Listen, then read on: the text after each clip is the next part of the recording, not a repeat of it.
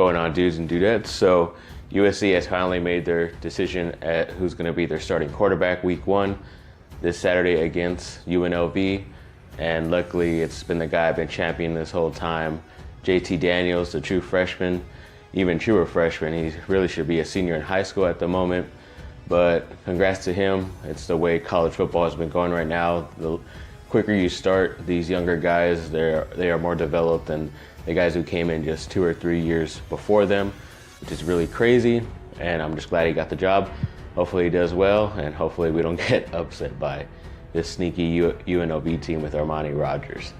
And then also, there's news that I guess Kobe did an interview with Rich Eisen last week saying, like, of course LeBron came to LA because he wants to win titles. He wouldn't have came here if he didn't think he could. So that's always reassuring and good news for us that, excuse me, at least he had confidence in the players we have here in order to at least contend in the playoffs and maybe contend for a championship as well, especially next year when they can get somebody, or even during this season, they could probably trade for somebody also. And then over this weekend, this Saturday, Chargers did get beat up by the Saints pretty convincingly. I think they gave up like 36 unanswered points, which just shows your depth isn't really that well, but your starters did score, which is really good. But standout to me was the rookie, the first-round pick for the Chargers, Derwin James. He got one of his first interceptions, especially off of Drew Brees, which is really good. So that's good to see. Hopefully he has continued success and gets that rookie defensive player of the year. And then there's some news on the injury update of Joey Bosa, that Anthony Lynn, the head coach, said he will be ready for week 1 no matter what, which is good. It's promising. He's one of the better players, if not the best, on defensive line. And we need every one of these guys to be healthy to even make the playoffs this year and even advance 1 round. So definitely looking forward to that, and hopefully good vibes for them.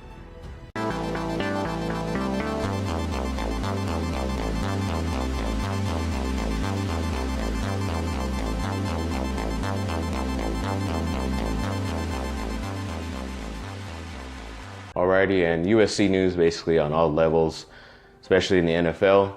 We did get a nice show of Adoree Jackson against Juju Smith. They were playing against each other the whole entire time. They were both on the field together.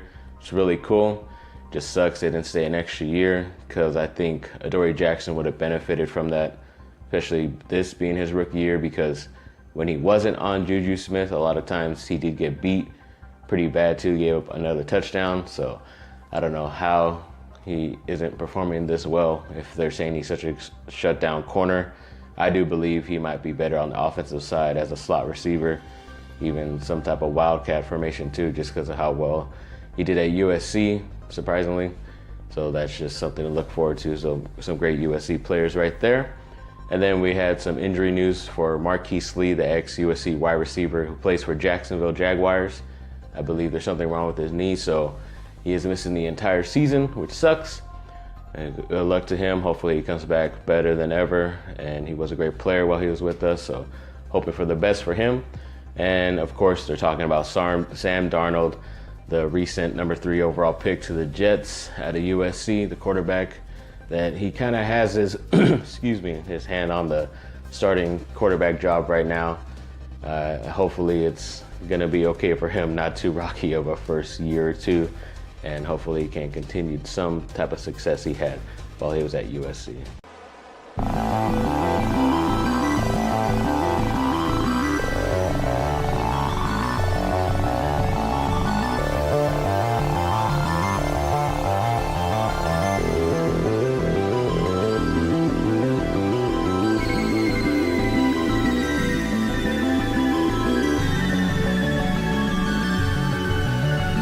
And this is just a recent added thing. I guess this is more of a USC video because that was really all the news that came out of this last week and a half for USC. Was just they finally got the start of their volleyball season, the women's volleyball and the women's soccer. And of course, they're looking dominant again as well.